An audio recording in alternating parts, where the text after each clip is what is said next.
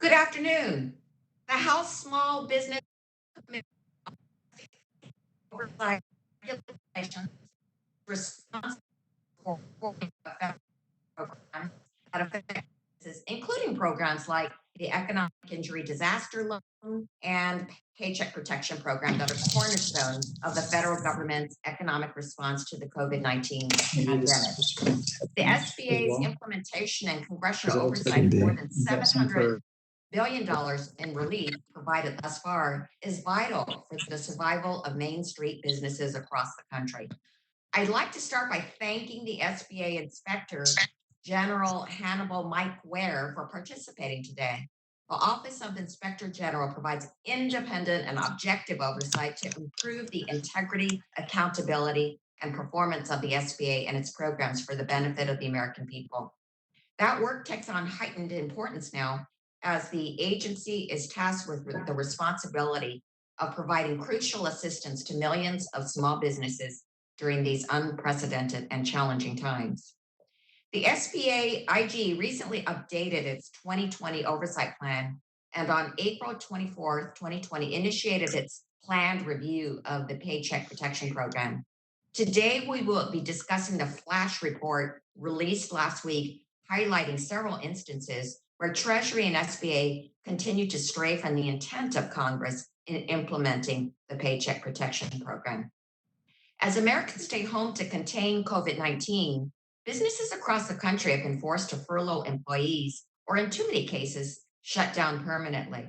This has left millions of Americans out of work and unable to put food on the table or pay their bills. Last week, we learned that the U.S. economy lost over 20 million jobs in the month of April alone, bringing the unemployment rate to 14.7%. And yesterday, we learned that another 3 million Americans filed for unemployment last week. To date, Congress has appropriated over $670 billion for the PPP to ensure that small businesses and eligible nonprofits could secure the financing they need to survive the mandated closures resulting from the COVID-19 pandemic without laying off their employees. To date, while we recognize that the implementation of these new programs is a tall order for a small agency, critical problems emerged with the initial rollout of the Paycheck Protection Program. In the initial phase, piecemeal guidance and fact sheets from Treasury and SBA were often confusing, contradictory, and providing little clarity for small businesses. In particular, the first come, first serve rule allowed large banks to prioritize their largest existing clients and turn away countless of the smallest businesses, many of whom were longtime customers. The SBA's interim final rule also required that 75% of PPP loan proceeds be used for payroll expenses, which is not in the statute.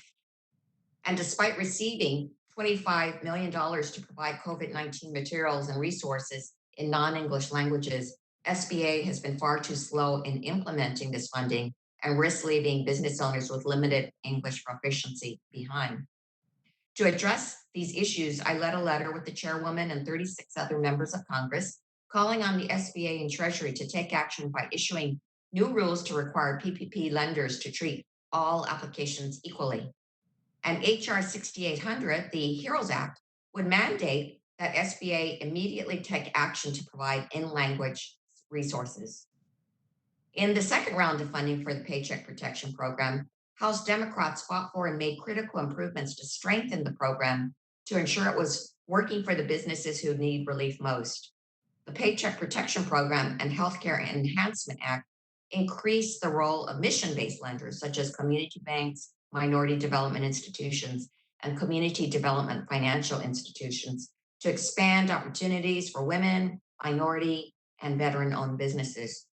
Specifically, by setting aside funding for these institutions, those that are deeply embedded in towns and cities across the country, we address some of the administration's shortcoming with the implementation of the Paycheck Protection Program by prioritizing programs for Main Street small businesses, self-employed individuals, and independent contractors, regardless of their prior banking status. However, as the second round of fundings are being dispersed, the flash report issued by the OIG indicated that still more work needs to be done. Section 1102 of the CARES Act states SBA should issue guidance to lenders and agents to ensure that small businesses in underserved and rural markets, along with women, minority, and veteran-owned firms, are prioritized. The IG report stated that, quote, they did not find any evidence that SBA issued any guidance to prioritize, unquote, those underserved markets and businesses, and because SBA did not, these businesses, quote, may not have received the loans as intended, unquote. Equally troubling is the fact that SBA did not require demographic data of borrowers to identify if these loans are being made in underserved markets, making it difficult for SBA to determine if loans went to women, minority, and veteran-owned businesses. This is likely why SBA and Treasury have only reported top-line data and not the comprehensive data that Congress needs. However, it's not too late to change course. I strongly urge the SBA to implement the OIG's recommendation that optional demographic data be included on forms used to request loan forgiveness for already disbursed loans. And I introduced legislation to require the SBA to collect and report demographic data that is disaggregated by race. That way, we can start to see a full picture of who is receiving these loans, where they are located, and the amount awarded. The flash report also states that the SBA's interim final rule did not align with the allowable use requirements for PPP loans. The IFR added a requirement that 75% of the loans be used for payroll and requires non-forgiven loans be paid back within 2 years, despite the CARES Act allowing for repayment within 10 years. Because of these two rules, tens of thousands of small businesses may not have the loans forgiven and then will be required to pay the loans back within 2 years. This is simply unacceptable. These are just a couple of the issues addressed in the flash report. I look forward to hearing more from Mr. Ware and others on the committee. I expect that we will have a robust discussion today on the flash report, while also discussing how his office is coordinating with other inspectors general and additional upcoming reports from the SBA IG. I'd like to now recognize Ranking Member Mr. Spano for his opening statement. Thank you, Madam Chairwoman. I appreciate that very much. Today's briefing to review the Small Business Administration's Office of Inspector General's flash report on the rollout of the SBA's Paycheck Protection Program is the first step in bringing oversight and transparency that the American people deserve. I've heard countless stories that small businesses have demonstrated resilience and determination and service throughout this pandemic. We've watched businesses from our district and all over the state of all sizes struggle to receive the loans, yet continue to pay their employees while adhering to new safety requirements. It's important to remember, however, that during the stay-at-home orders, the SBA has approved more than 4.2 million loans, totaling over 530 million, or billion that is, dollars. Task that they were assigned is unrivaled by anything in the agency's history, and they did it as quickly and efficiently as possible, I believe, given the circumstances. But as we evaluate improvements to the program, we must keep in mind the millions of small businesses and workers behind the program and our responsibility to be good stewards of taxpayer dollars. With 311,567 loans totaling over $31 billion in my home state of Florida, I greatly appreciate swift action taken by the SBA to approve these loans, and I am committed to making sure that each loan maximizes our economic recovery. Despite these successes, however, the Paycheck Protection Program is not without growing pains. Hundreds of constituents in my district have contacted my office over the last several weeks expressing frustration that they had difficulties applying for PPP loans, that the guidance for the program was unclear, that the rules delineating how much may be forgiven were continually changing. And while many of these issues, I think, are the natural consequence of rolling out a program this massive, this rapidly, I am eager to hear the recommendations of Inspector General Mike Ware on how we can amend existing practices and build on the good work that the SBA has been doing. The SBA OIG is required to deter, identify, and investigate instances of fraud, waste, abuse, and inefficiencies in SBA programs and operations. And the SBA Inspector General Mike Ware is an asset to the agency, to Congress, and to the American people. And so while local, state, and federal oversight mechanisms begin to ramp up, the SBA OIG has already shifted into overdrive. And I have full confidence in Inspector General Ware and his team to lead the SBA oversight efforts, and I'm committed to making sure that they have the resources that are necessary to do so. Finally, I'd like to take just a moment to personally thank the staff of the Small Business Committee and the Small Business Administration who have consistently worked with my office tirelessly to respond to this crisis and to provide us and our constituents with up-to-date information on this program. Specifically, I want to thank Joe Hartz, Rob Yabor, and Delia Barr on the Small Business Committee. And I also would like to thank Ryan Lambert with the Small Business Administration for their tireless work these last few weeks. I am really, truly grateful, and my constituents are as well. Madam Chair, I yield back. Thank you, Mr. Spano. The gentleman yields back. I would like to take a minute to explain the timing rules. Mr. Ware will have 5 minutes for remarks, and the members will get 5 minutes for questioning. Even in this virtual forum, we ask that you stay within that time frame to the best of your ability. I would now like to introduce the Honorable Hannibal Mike Ware, the Inspector General of the Small Business Administration. Mr. Ware was sworn in as the Inspector General of the Small Business Administration in May 2018. He is responsible for independent oversight of SBA's programs and operations, which now encompasses oversight of the Paycheck Protection Program and Economic Injury Disaster Loan Programs. Mr. Ware has 28 years of experience within the OIG community and has received numerous awards throughout his career, including several awards from the Council of the Inspectors General on Integrity and Efficiency as recognition for his very significant work in the Inspector General community. Welcome, Mr. Ware. Mr. Ware, you are recognized now for 5 minutes. Thank you very much, Chairwoman Chu and Ranking Member Spano. I also have to recognize Chairwoman Velázquez and Ranking Member CHABOT. Thank you for inviting me to speak with you today and for your continued support of my office.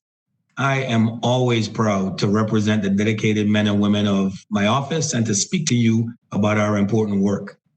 On April 15th, my office released its supplemental oversight plan for 2020 to address immediate oversight needs related to SBA's substantial stimulus programs. It has been said that nothing short of the nation's economic well-being is at stake in the success of these programs. As you know, the Paycheck Protection Program, or PPP, utilizes SBA's lending partners across the nation to facilitate this vast lending.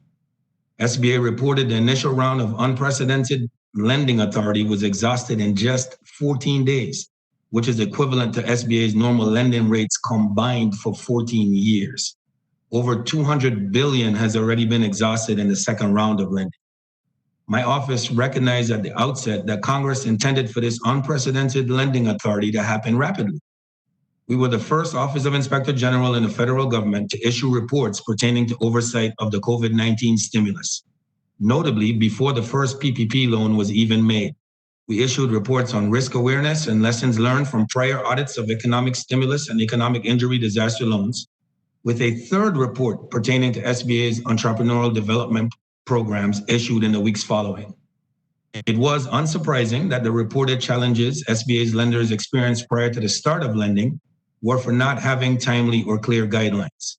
This was a risk area and lesson learned that my office reported to stakeholders in the report on economic stimulus loans.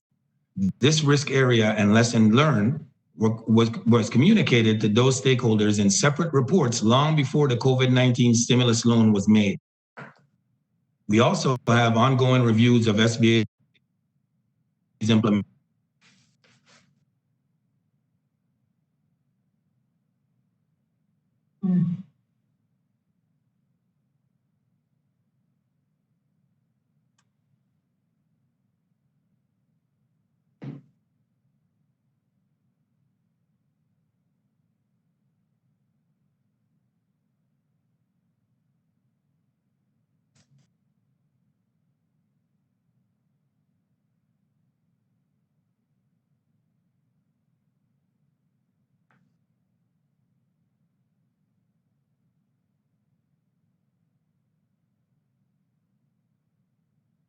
Guaranteed lenders to increase awareness of these potential scams and fraud schemes. This work continues along with our partnerships with the U.S. attorneys and law enforcement organizations across the nation. I am proud to share with you that on May 5th, first in the nation charges against individuals fraudulently seeking PPP loans was announced. My office led this investigation and collaborated with our law enforcement partners to achieve this outcome. Additionally, our office has collaborated with SBA's OCIO and other federal agencies to investigate suspicious websites that may target the public for fraud or identity theft. Our efforts have resulted in website removals, with other sites and email addresses being under active investigation. My office received $25 million in supplemental funds to provide oversight through September 30th, 2024. This is both welcome and warranted, though the nature of our oversight suggests that ideally these funds would be available until expended, as fraud cases manifest themselves over time and investigations can be multi-year in nature.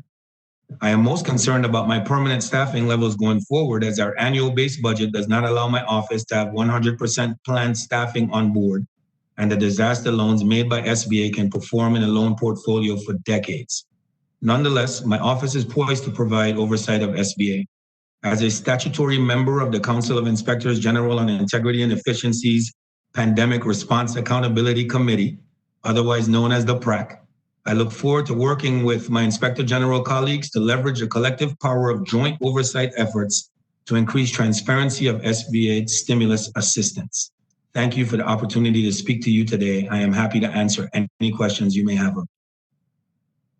Thank you, Mr. Ware. I will begin by recognizing myself for 5 minutes of questions.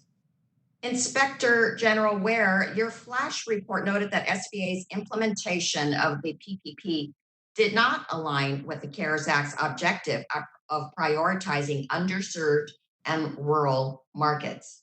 What explanation, if any, did SBA provide as to why it did not issue guidance to lenders to prioritize underserved and rural markets, including women, veteran, and minority-owned businesses, and instead implemented a first-come, first-served policy? And what are your recommendations on a going-forward basis as to how we can get that guidance so that PPP loans get to more underserved businesses? Great. Thank you for your question. Well, the explanation given, we actually got the explanation after the report was out. I like to say that, but according to SBA looks at it like they actually did try to prioritize lending. They spoke to CDFIs and MDIs and the CDCs, and they sent emails out encouraging them to provide loans. But we maintain that that was not guidance to the lenders to do so. And we also maintain that those are not the only lending institutions that underserved markets used. The major banks are used as well. And we were unable, even to this date, to see any guidance that was provided to the large lenders to prioritize those loans. So I mean, our findings, it was not intended to diminish the outreach by SBA, but it does not evidence guidelines to lenders to prioritize loans. And we're not certain why that guidance wasn't given. But again, in the eyes of SBA, they did what they thought was necessary at the time. But what should be done on a going forward basis? Well, first of all, on a going forward basis, they need to provide that guidance to lenders, specific guidance on how they're expected to provide these services to underserved individuals and rural settings. Secondly, they need to be able to track to even know if they met that mandate or not. Right now, based on what is set up, there's nothing, no way that they would know who the loans went to.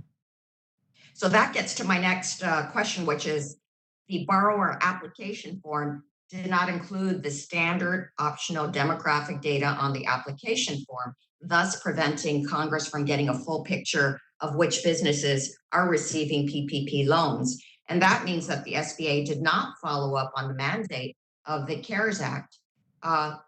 Why did this happen?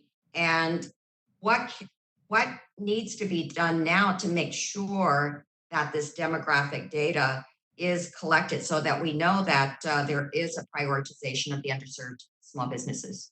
So let me start at the beginning of the question. So at this time, we haven't met with SBA officials or received documentation indicated that they have made or intend to make changes to those data collection processes related to PPP borrower demographics. I know that as of May 11th, when we looked last, probably as of now, they had not issued comprehensive guidance on the process for loan, even for the loan forgiveness part under the section 1106. So we're saying that since you haven't done that, we suggested that you do make it part of that in terms of the loan forgiveness. You could collect your data at that time. If we are able to have it on the loan forgiveness forms, can we then collect the information that was not collected thus far? Do you think it will remedy it? I believe that it is one of the ways to remedy it. I haven't met with them yet, but I know this. We're intending to meet with SBA officials as part of our ongoing inspection, and we'll continue to review those programmatic changes. But I know that these are discussions that need to be had internally between my office and SBA to make sure that we get at the overall goal of ensuring that the underserved markets are served and that they know who has been served in those underserved markets. And finally, let me just make a statement that we had a directive that there be SBA's translation of all the materials in the 10 most commonly spoken non-English language. But more than 6 weeks after the enactment of the CARES Act, there is not a full translation. And these delays are jeopardizing the ability of millions to access benefits. I would urge you, as the Inspector General, to investigate the administration's handling of this provision in the law and the impact that it had on non-English speaking small business owners. Chairman Chu, I think so based on what I know on what was done for us by the agency, because we utilized them in assisting us with our webpage and the fraud alerts that we put out to the public, the agency translated that into 18 different languages. And we have that's out on their site. And when they were doing that, I believe that was looped into their efforts to meet that mandate, to translate their things. It might have been done already. I'm not 100% sure because I didn't look for myself, but I do believe that it's possible that it was done because ours is done. Yeah, I did see it, but we've been tracking it almost every day. It came relatively recently, like within the last week. And yet all these applications have been out. So that's why I am urging for you to look into this. Okay, my time is now expired. And now the ranking member, Mr. Spano, is recognized for 5 minutes. Thank you, Madam Chairwoman. I appreciate that. Inspector General WARE, as Chairwoman Chu has mentioned, when the Paycheck Protection Program was first instituted, some of the larger banks who were previously registered with the SBA as 7A lenders already were able to enroll as PPP lenders more quickly than other small lenders, certainly those who weren't approved SBA lenders already. Those that had less experience with the SBA programs. And additionally, because there was no guidance that had been issued on the topic, many of the banks began issuing loans to their existing clients first. Given that the rate at which PPP funds are being allocated in this second tranche has slowed significantly. Do you believe that many, if not most of those many if not most of the eligible small businesses that had difficulty applying initially at the onset, do you believe that they have now had an opportunity to apply for a PPP? Okay, thank you for that question.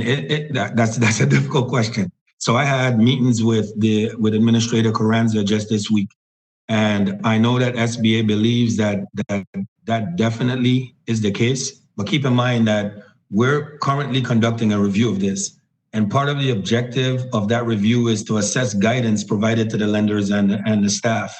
So we're going to review that type of guidance to see if on the second go around how these things work. So we're going to be looking at guidance and bank policy related questions to the lenders on a survey that we're going to do. But actually testing the practices at individual bank institutions, though, I don't believe that's part of what we're doing in this particular inspection. It's a real tough question to answer. I know that SBA believes that they have fixed that in my conversations with Administrator Carranza. Yeah.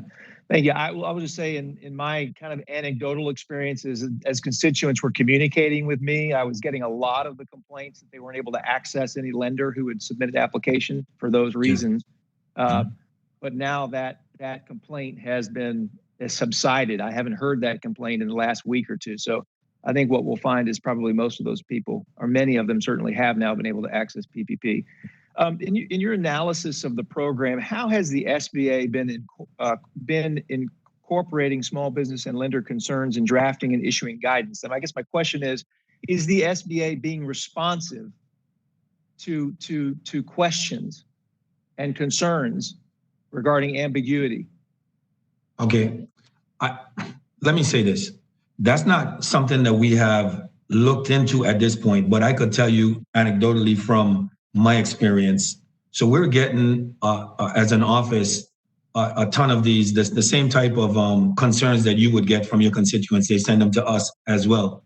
And we have set up a pipeline where it goes to a specific person within SBA. As it comes to us, it's addressed. They acknowledge that they received it. And I think for the most part, at least I know of definitely a handful that's been sent over the past week or so, that they do deal with these people head on. Whether or not that rolls up into the regulations that they put out, we have not looked into that yet. But I know that they're addressing them as they come in. And like you mentioned earlier, I mean, the deluge that comes at them is at an incredible pace. And I would say, I know that they were working around the clock, 24 hours, 8-hour shifts, and all this, trying to get all this done. All right, I appreciate that, and I agree with you. The chairwoman was talking about the prioritization of underrepresented groups, and you had mentioned that you felt like that the SBA had not really given guidance to the larger lenders regarding what priority looks like, what that is. My question to you is, what, in your opinion, or do you have an opinion about what priority is? What should that require the SBA to do? Well, you know, an IG is out on a limb when you ask to opine on something like this, especially a guy like me who has many opinions. But I would think that the type of guidance would have been to, well, if you deal with the underserved and disadvantaged individuals, chances are they didn't exactly have those type of relationships with a bank that would have facilitated them getting in on the front end. So some of the, like one of the steps that was taken the second go round was that SBA made it a certain period of time where those type of loans had preference. And I mean, I don't know if something like that would have been helpful, but SBA certainly thinks that it would have been helpful by instituting that this time around. That could have been one, but just some guidance. But it's a tricky thing for them, because when they're looking at the act and we say you didn't align, they will say that what you're referring to was in the sense of the Senate, and that's not necessarily the law, like we were supposed to do it. So when you say align, sense of the Senate, so we have that back and forth, but I know for a fact that they took the sense of the Senate important enough to put those type of things in on the second round. I see. Thank you. My time is up. I yield back, Madam Chair. Thank you.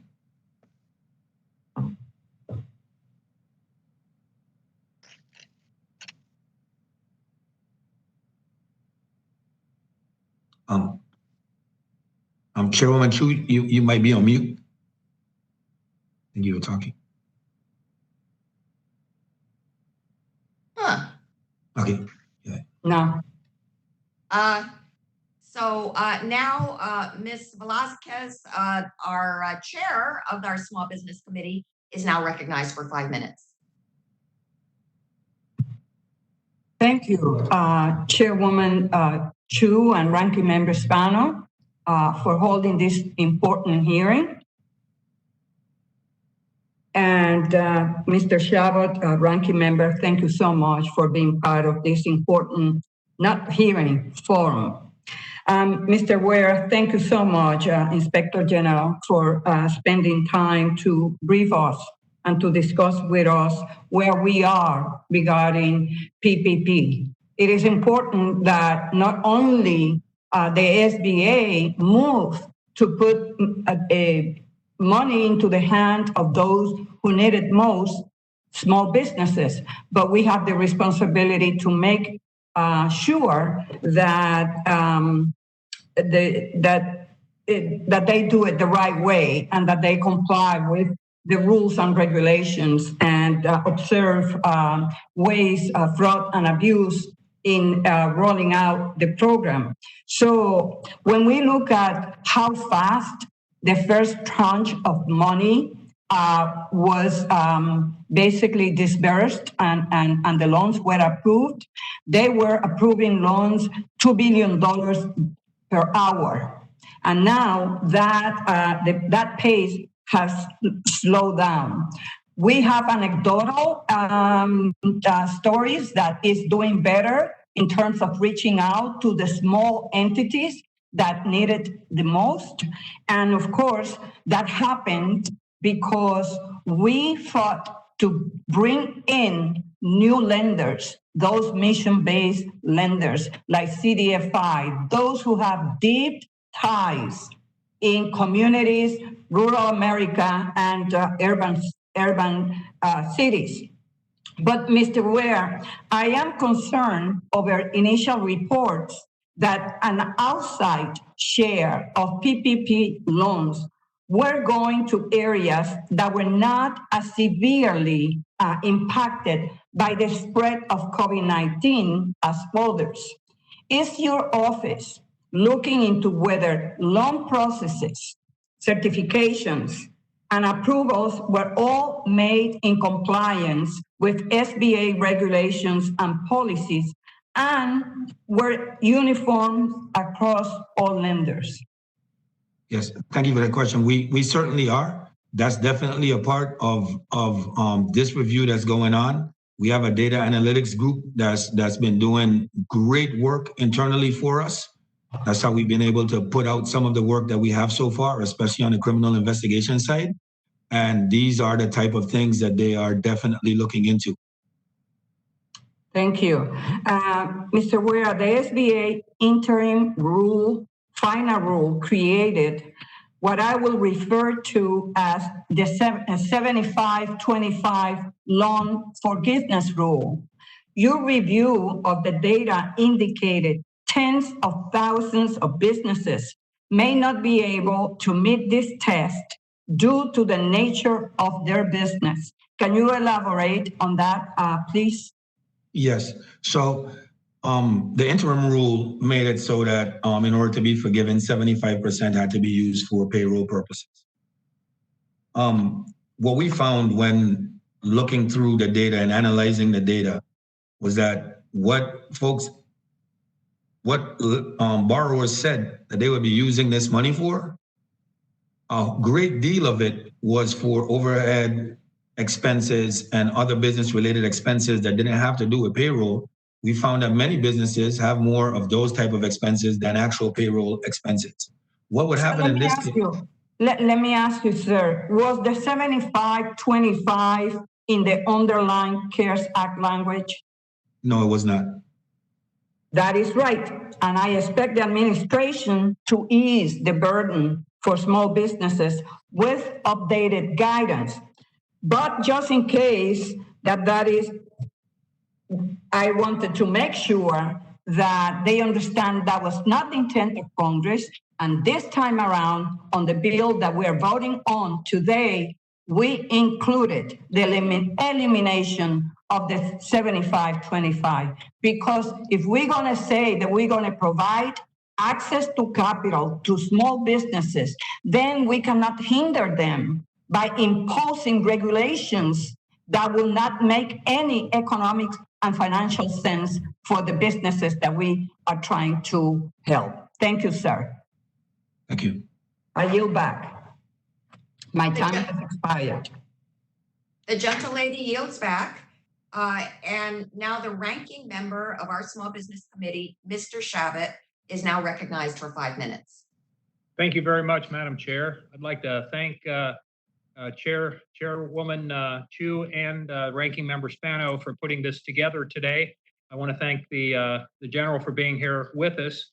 And I want to commend members, both Republicans and Democrats on this committee for their participation, their involvement in the existence of the PPP program and putting it together.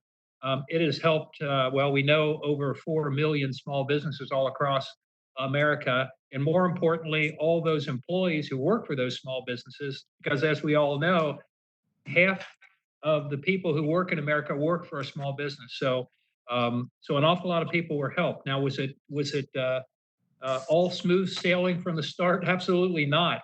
There were long lines and portals that got closed down and a whole range of things. But basically, from passage and the president signing this legislation to loans actually being made by the private sector, it was 1 week, which is pretty incredible time. And it's gotten better. And it was so popular, obviously, the money was exhausted and we had to replenish that fund a couple of weeks back. So I just want to commend all the members, really Republicans and Democrats, and the staffs who were involved. I want to call out especially Joe Hartz and Rob Yaver for their hard work. And I can't tell you the number of hours on the phone that we've had with other members and various groups all across America and small businesses and lenders and you name it, in trying to assist them in this effort. So thank you out there to so many people. Now, you, General, just a couple of quick questions. First of all, given the close collaboration between the Treasury Department and the SBA, could you kind of describe as a practical matter how you're coordinating with the Treasury Department folks and how is that working out?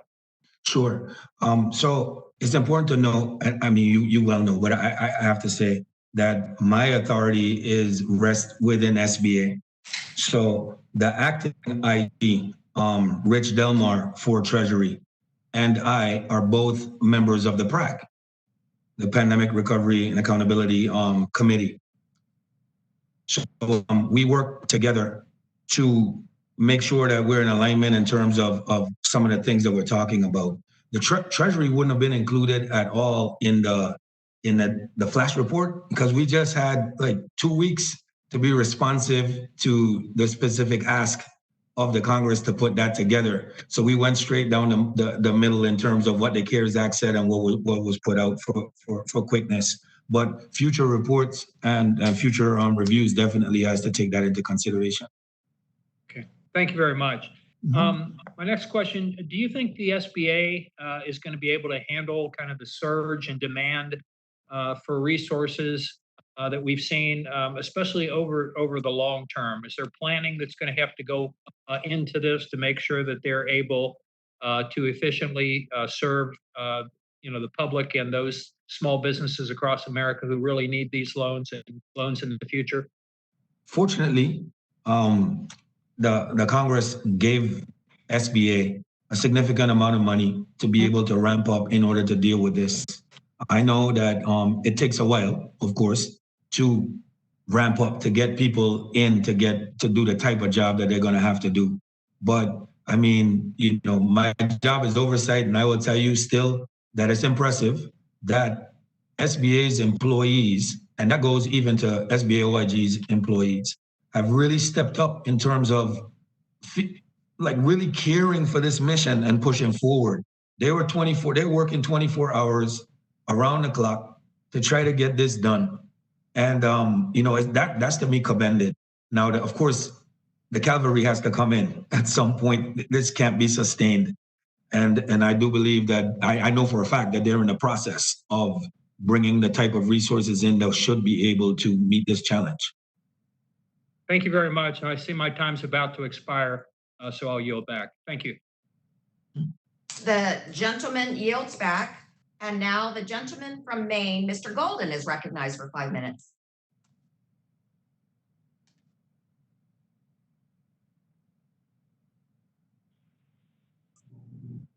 Can you hear me all right? No. I see Congresswoman David just shaking your head, yes. Okay, very good. Well, Madam Chair, thanks for having me on the call. Ironically, when I was participating in these forums, just in the past couple of days and last week from Maine, I had no problem getting into the system here and participating face to face. Now that I find myself in my Washington office, I realize I'm lacking the necessary equipment, although I'm just down the hall from our normal committee room. So something that I will work on, but I appreciate the opportunity to take part in this important oversight forum. Mr. Ware, I wanted to ask you about the 75-25 rule, but I think that Chairwoman VELÁZQUEZ did a great job and really drove home the importance of getting, clarifying on that issue and getting to the bottom of the problems that it causes. So instead, I wanted to ask you a little bit about loan forgiveness and guidance from the SBA, which was supposed to be released no later than 30 days following enactment. And I wanted to ask, what types of problems do you foresee or concerns do you have about how this might impact loan borrowers lacking a full awareness of what they need to do in order to ensure loan forgiveness? I'm very concerned that some people may feel like the rules of the game have been changed on them after the fact, and that it could have pretty bad consequences for some small businesses. Right.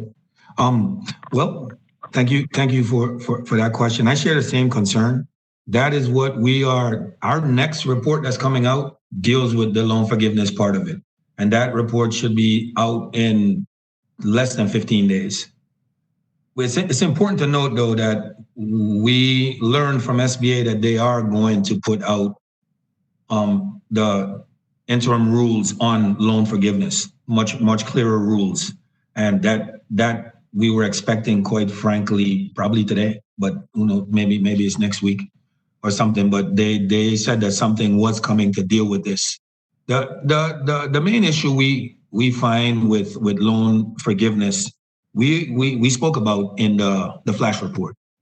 And that is that although SBA has regulatory discretion, since the Act said that repayment period could be anywhere between 2 and 10 years, it impacts the loan forgiveness part of it, because any part that's not forgiven will have to be paid back in a short 2-year repayment period. And we all know that if there's a large amount of money to be paid over 24 months or less, that payment is going to be massive, which could really damage the small businesses we were trying to. Mr. Ware, I agree with you wholeheartedly. I'm very worried for our small mom and pop shops. That scenario could drive them out of business, and that would be a terrible loss in many communities. I also just wanted to, with the last minute I have here, ask, is it your understanding that the CARES Act PPP loan forgiveness requirements already instruct SBA to prorate the portion of the loan that can be forgiven according to the retention of employees and employee pay, because I've heard a lot of people express concern that this is either full forgiveness or no forgiveness. No, well, that's not my understanding. My understanding was that the act was pretty clear, although SBA did have regulatory discretion once the act said things like between X and Y. So SBA thought that they had data that would demonstrate that in 8 weeks, folks should be back to normal in terms of that. So that's why they did the 75-25. They did it based on a formula that had something to do with 8 weeks. So, I mean, they did make their decision based on the data they had. Well, thank you for your interpretation. I just want to note that for the committee. I think, no one knew when this was passed what things were going to look like after 8 weeks. And I think with some businesses still being shut down, by having taken out these loans, it puts them at great risk of missing out on that loan forgiveness, even if they've, been able to bring back a large portion of their workforce. Right. Thank you very much. I yield back. The gentleman yields back, and the gentleman from Oklahoma, Mr. Hearn, is now recognized for 5 minutes. Thank you, Madam Chair. It's great to be with you all today. Inspector General WARE, thank you so much for being with us, and thank you for your statement and your times. As you know, and I'm going to state the obvious, the Paycheck Protection Program loans they've been a great success and helped millions of businesses nationwide. Upwards of 50 million people stayed in their jobs as opposed to going to the unemployment lines, which will help us quickly recover, or more quickly recover for sure. I would also say, however, due to the swift implementation of the PPP, the SBA's role out of guidance has been confusing, to say the least. I think you would agree with that, the ever-changing rules.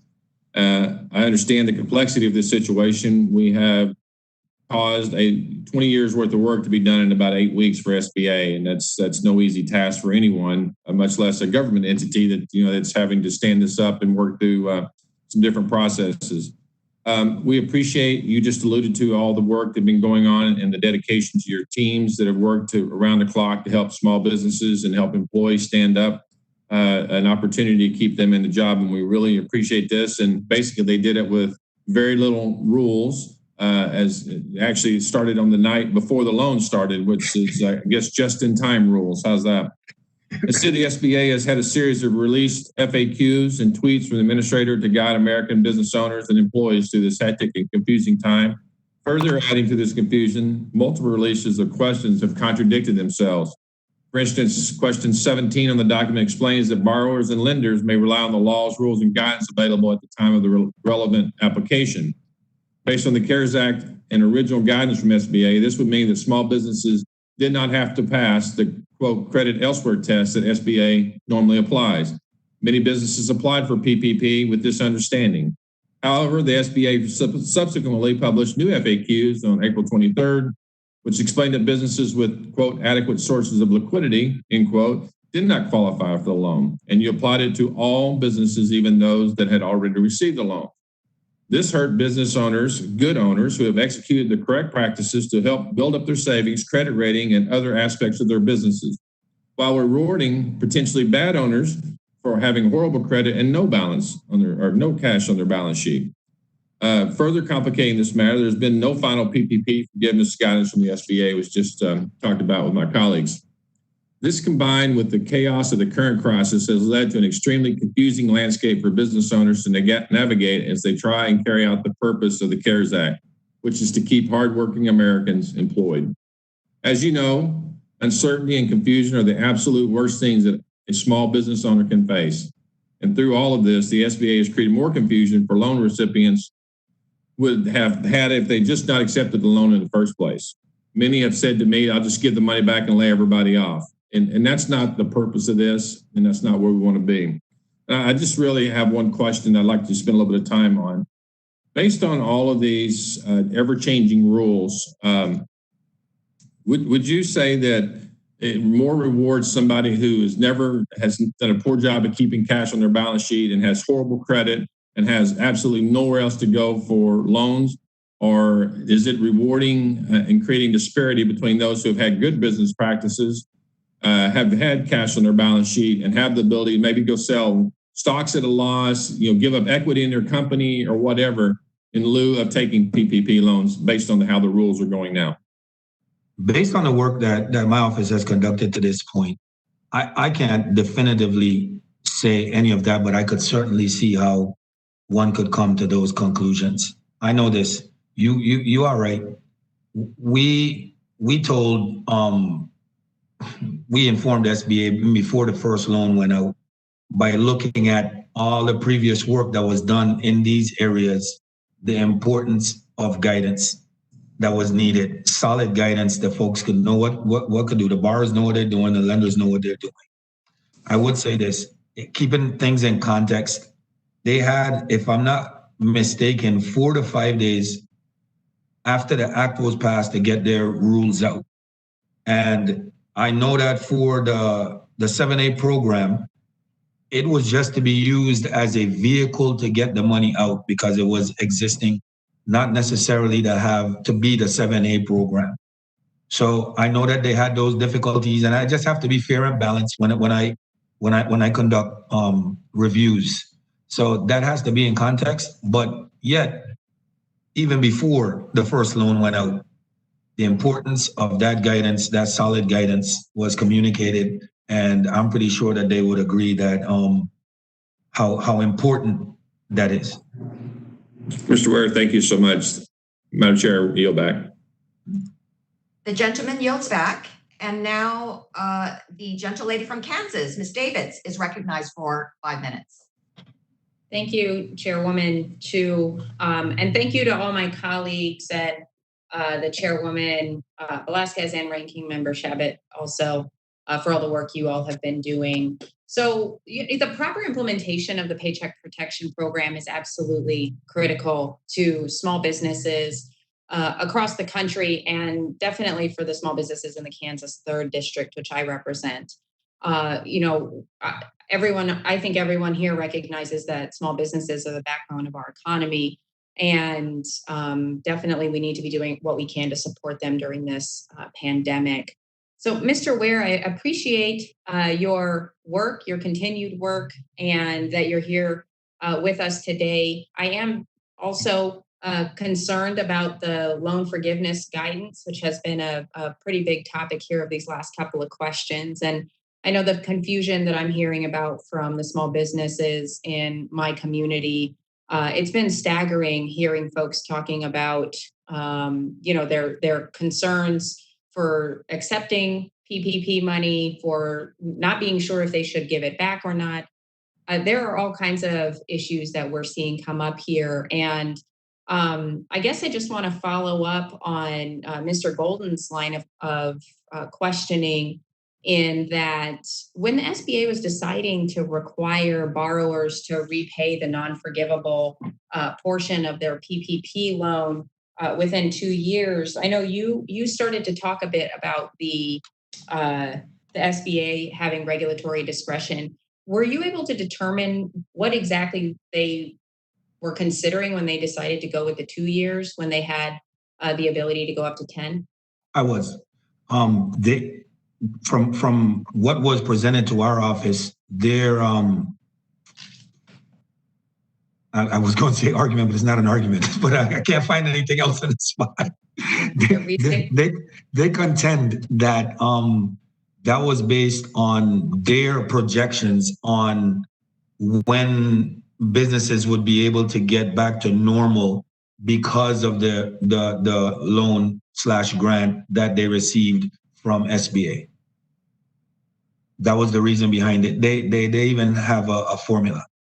They actually put that out in the guidance. They put out exactly what they felt was the reason behind that. They thought that they were doing the right thing. Mm-hmm. And so did you see any concern on their side about disincentivizing smaller businesses? We've had a lot of conversation about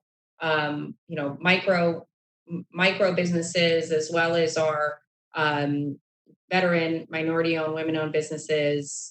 Were they concerned at all about disincentivizing some of those businesses with such a constricted repayment time period? And that's in addition to the lack of guidance around what forgiveness would look like. I definitely can't honestly speak about that because that's part of it that we didn't have any discussions back and forth on that.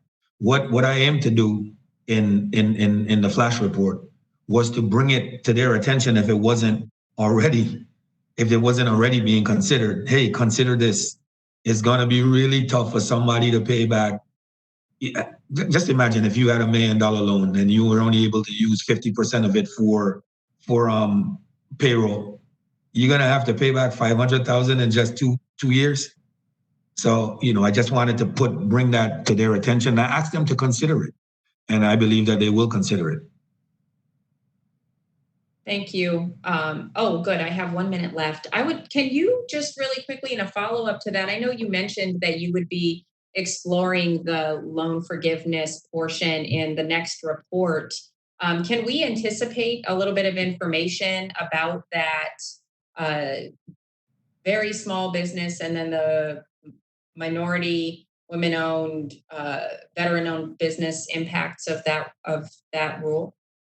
I'm not sure because this particular one is one of our flash reports that's quick, so it's pretty focused. I'm not sure if that is in it, but the existing review that continues, the longer review that's continuing on PPP, may be able to dig into that a little bit more. One of the things I wanted to get across today, I mean, you all know audits, if we were to do a full audit, that takes almost a year to complete because it's done to these to specific standards that have specific requirements. In these flash reports, we're trying to put transparency into the program and to make sure that we give suggestions that the agency can use right now to make the changes that they need to make. Thank you, Mr. Ware, and I yield back. Thank you. The gentle lady yields back. And now the gentleman from North Carolina, Mr. Bishop, is recognized for 5 minutes. How about now? Am I unmuted? Good. I can hear you. Yes, we can hear you. Thank you, Congresswoman Chu and Congressman Spano, for your leadership in convening the forum. I'm pleased to participate with you. Mr. Ware, I commend your emphasis and I think the focus of a lot of the conversation here on the call today on the enormity of the task for both Treasury and SBA and the speed with which they've acted. I think your testimony included the striking fact that SBA has processed more than 20 times its largest annual loan volume in just 33 days. Did I get that right? You're right. That is absolutely striking. And I think SBA and all of the fine people who are working for it, and as well as Treasury. I know that's the Treasury is not the focus of what you're looking at, given your purview, but it is just a remarkable testament to the ability of the federal government in the right circumstances to move very quickly. So I think that's the theme that for me dominates. You have suggested some new mandates to collect demographic information for future lending and loan forgiveness. I assume that's certainly every bit of paperwork increases burdens on applicants and banks and the SBA. Has your team calculated the burden that these recommendations would impose? Oh, we have not. The recommendation that we made is just that they collect the data. That's just probably a box, like the box that you check off to say, which race, ethnicity, what rural area, whatever. Yeah, but we have not. We have not, to answer your question. Obviously, I know that when with the rules were about to come out, we were interested in how difficult it would be, and it was really important that people be able to do an application on a single page and the like. So even modest new mandates in terms of collecting information seems to be a little bit in tension with the idea that the main thrust here is to move as quickly as possible to provide relief as fast as possible. Would that be a fair assessment? I think it would be a fair assessment. Right. And I can't see on the screen how much time I've got left. I'm sorry. Let me just keep going until I see. Thank you very much. 2.5 minutes, a little less than 2.5 minutes. My understanding, and I'm not fully conversant with it, is that there's an exclusion list of businesses, but some of the things that are on there are essential under directives issued by the Treasury Department, DHS, state governors, and other regulators. And just for my edification, does CARES Act discriminate against types of lawful businesses? Like, for example, could lenders or the SBA discriminate against firearms or ammunition manufacturers or oil and gas businesses or non-bank financial service providers that are otherwise licensed and regulated? Is that possible under CARES Act? From what we reviewed, I did not see that in the CARES Act. That would fall under the type of purview, administrative purview that the Small Business Administration has, probably to align with the type of loans that they normally give to what would qualify as a small business. Yeah. So you haven't examined whether or not, and I know you're concerned about how various constituencies were thoroughly served, but you haven't scrutinized or proposed any change in practice to scrutinize whether there's any practice of discriminating against various lawful types of businesses in the loans that are being originated. Is that correct? That's not been anything that we've reviewed currently. Okay. Very good. I think that's all I've got. I yield back. The gentleman yields back, and now the gentleman from Pennsylvania, Mr. Evans, is recognized for 5 minutes.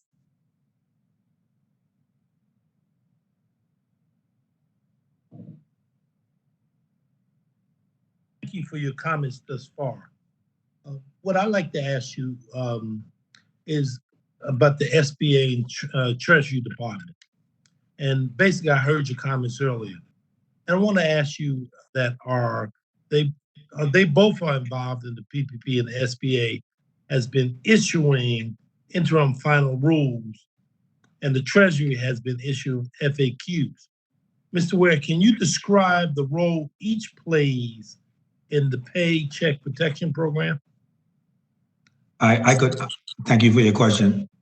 I could tell you definitely the role the SBA plays. And SBA's role is the actual execution of the program as it relates to small businesses in the country. I don't look over Treasury per se.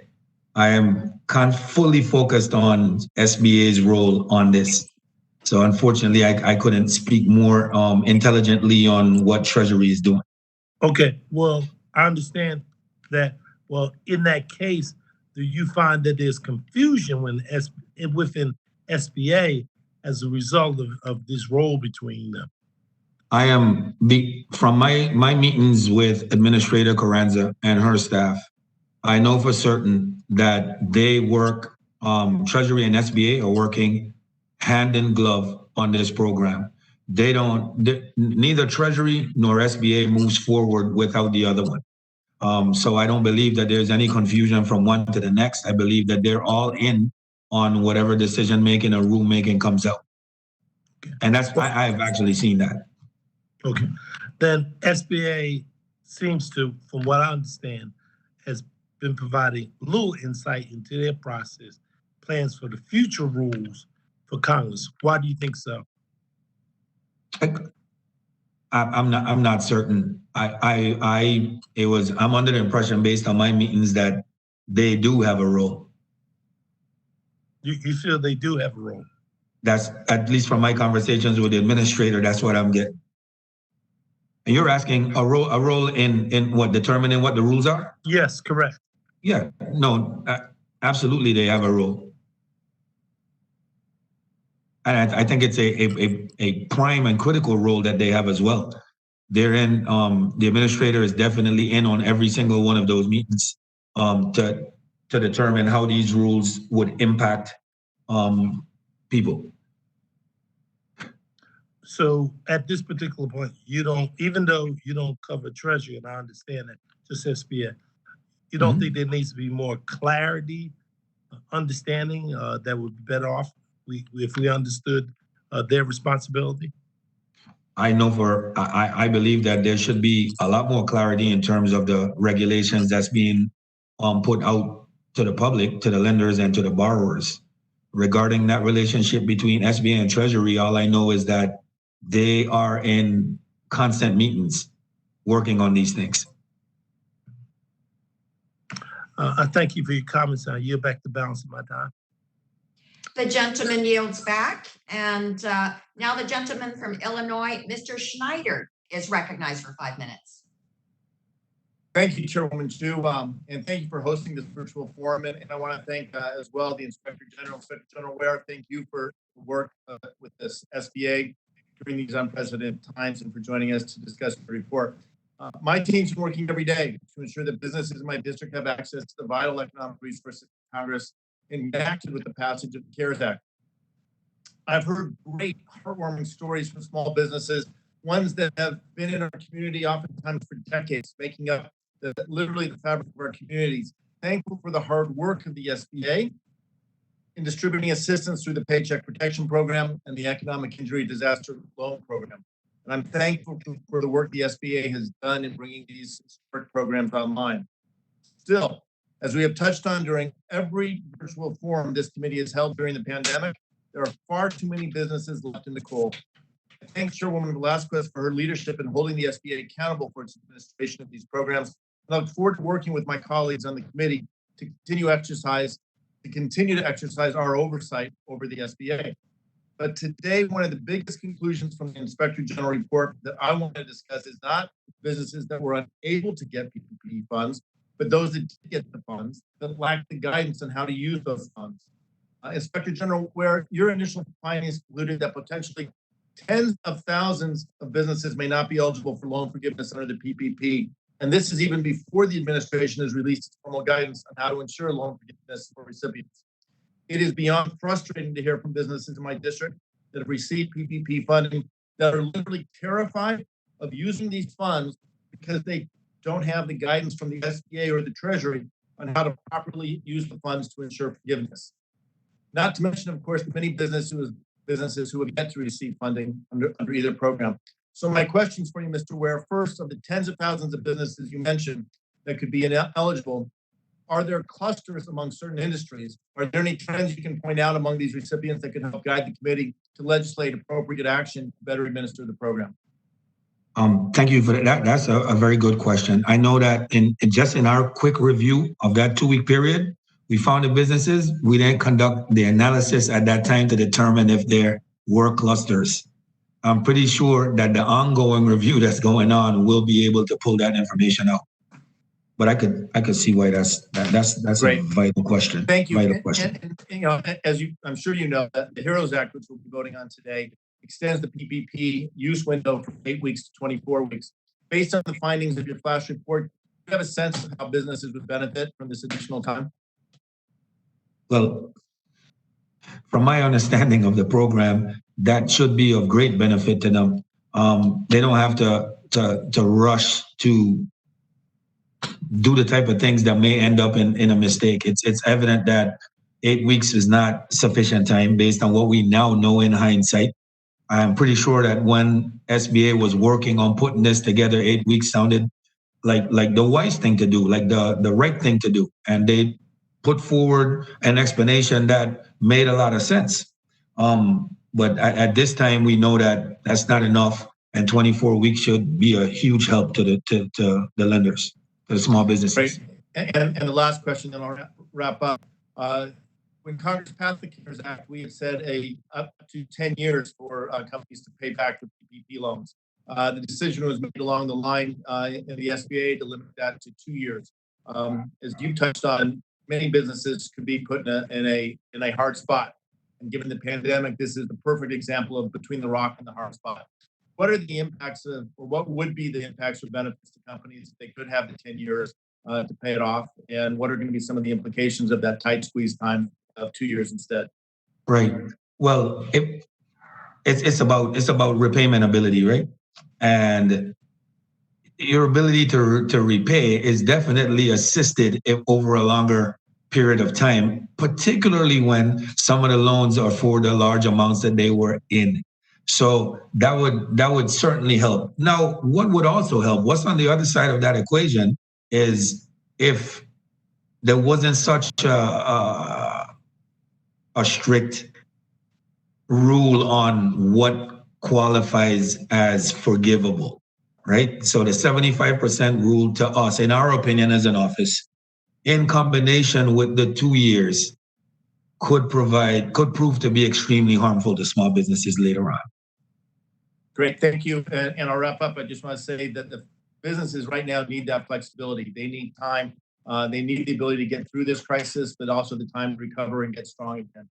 So I hope as our committee goes forward, we can work to provide the assistance to these businesses that will get them through this crisis and secure their future. With that, I yield back and thank the chairwoman for this opportunity. Thank you.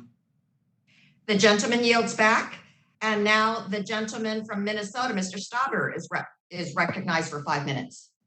Thank you very much, Madam Chair. I just wanted to, we know the SBA was given a nearly impossible task overnight to create a program to help every single small business across the nation that has fallen on hard times. I commend the work they've put into this. We appreciate your oversight.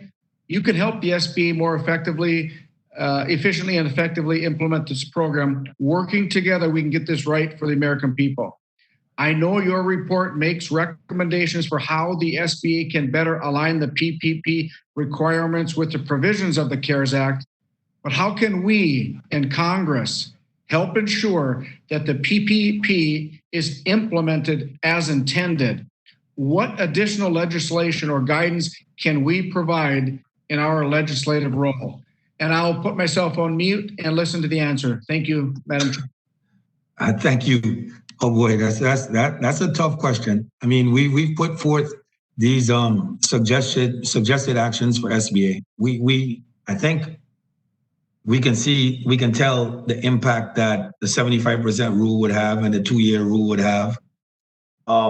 But I think that it has to be informed by a lot more information. I know SBA has and Treasury have their reasons for why they did it that way, that they feel are very sound reasons. The thing is that in consideration of the impact that we know small businesses could be facing based on that, I just think that it's time to think about something that might work a little bit differently. To your point, you're exactly right. We need to allow the flexibility to be able to work because there's so many different circumstances. We need that flexibility. Those small businesses are in the position through no fault of their own. We need to help them get to the pre-pandemic levels to where they were, or the best we can. And we're hearing every little, like in northern Minnesota, seasonal employment for the resort owners and the houseboat owners and other places. It's incredible, the suggestions or the ideas they have. And I think we need to remain flexible and really be able to bend when we need to on behalf of the small businesses. And I hope you agree with that. I do, but I actually believe the CARES Act said it what it meant in it. You know what I mean? Except with once you give those type of windows, they have the administrative discretion to run the program the best way they see fit. And when it said 2 years to 10 years, that means they could say 2 years. You know, if it had said 10 years, it would have been 10 years. But it said 2 years, and based on their analysis, based on their expertise internally, they deemed that 2 years was sufficient. So, I mean, some clarifications in terms of that probably could help. Well, I just ask if there's any legislative ideas that you have from your seat that we need to implement. Yeah, and I don't think that, okay, I mean, I could talk about a more definitive definition of what the intent is rather than given all this room could be one way, but I don't believe that at this point where we are in terms of our oversight that I could inform as much as I would in maybe like 30 days or 60 days as soon as we start to get the work completed. Yeah. I mean, just to be honest, I just don't want to sit here and opine on the wrong things without having all the data. Yeah, got it. Madam sorry. Chair, yield back. Thank you. The gentleman yields back. And now this brings us to the end of our forum. So I would like to recognize Ranking Member Spano for closing remarks. Thank you, Madam Chairwoman. I appreciate that. I thank you for being willing to have this hearing today. I think it's been very, very helpful. I would also like to thank the Inspector General WARE for being with us today. You've offered some great insight. I would love to have us look at, I hope maybe next we can discuss review potentially of the EIDL program.